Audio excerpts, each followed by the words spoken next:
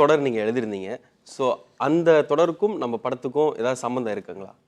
இல்லை, அந்த தொடர் வந்து ஒரு ட்ராவல் எழுதினேன். ஒரு இந்தியா முழுக்க ஒரு ட்ராவல் போயிட்டு அந்த எக்ஸ்பீரியன்ஸ் எழுதினேன்.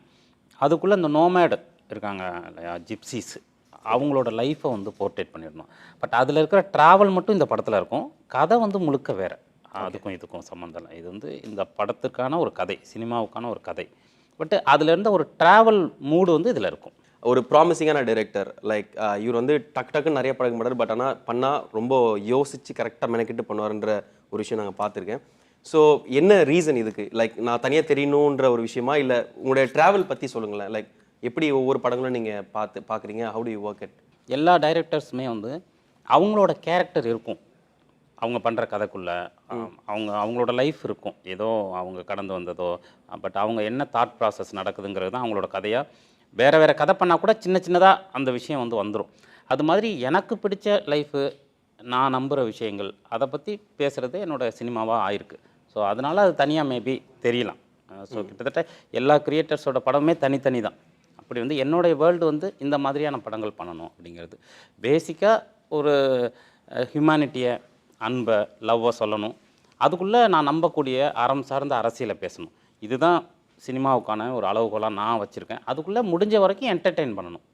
ஸோ என்கேஜ் பண்ணணும். அப்போ தான் வந்து அது ஒரு சினிமாவாக மாறும். ஸோ இதுதான் என்னோட பேசிக் அளவுகோல்னு நினைக்கிறேன். அது மாதிரியான படங்கள் பண்ணுறேன். நட்டாஷா, ஸோ உங்களுடைய கேரக்டர் பற்றி சொல்லுங்கள். What is your role? What is your character name? இந்த கேரக்டர் பேர் என்ன?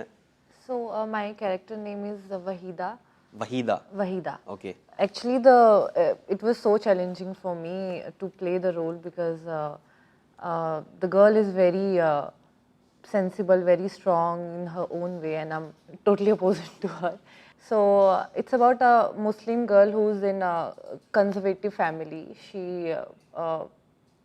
She was there and she wanted to explore the world. She wanted to see the world. Tamil சினிமாவில் வந்து முஸ்லீம் கேரக்டர் ஒரு லீட் பெண் வந்து பார்த்தீங்கன்னா ரொம்ப அழகாகவும் ஒரு பிரின்சஸ் மாதிரி தான் காமிச்சிருக்காங்க.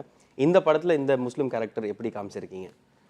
இல்லை, முஸ்லீம் கேரக்டர்னு இல்லை, பொதுவாக என்னோடய படங்களில் ஹீரோயின் கேரக்டருக்கு ஒரு பேசிக்கான சைக்காலஜி இருக்கணும், அதுக்கு ஒரு பேக்ரவுண்ட் இருக்கணும், அதுக்கான குணநலன்கள் இருக்கணும்னு நினப்பேன்.